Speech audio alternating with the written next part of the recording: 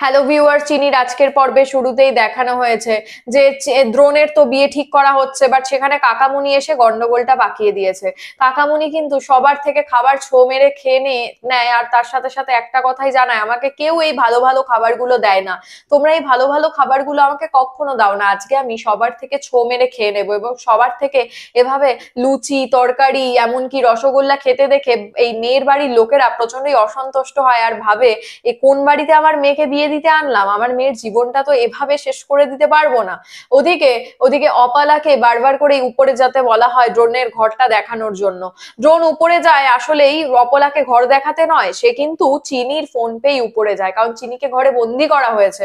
দরজাটা খুলে দিতেই চিনি বলে, আমাকে পিসি ঠাম্মি বন্দি করেছে, কেন বন্দি করেছে আমি জানি না, কিন্তু আমি আমি কিছুতে আপনার বিয়েটা হতে দেবো না। এই কথাটা অপালা শুনে ফেলে আর বলে, আচ্ছা ড্রোন বাবু, আপনি আমাকে ঘর দেখাতে নয়, এই বন্দিনীকে মুক্তি দিতে এসেছেন। আচ্ছা, একটা বাড়ির কাজের লোক সে কি করে বলে আপনার বিয়েটা ভেঙে দেবে, কেনই বা ভেঙে দেবে? আর তখন অপলা কিন্তু অপমান করে চিনির বাবাকে।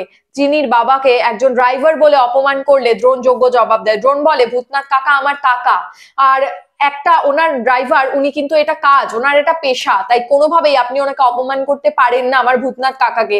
আমি যেরকম একজন ডক্টর, কারণ ডাক্তারিটা আমার পেশা, আমার পরিচয় নয়।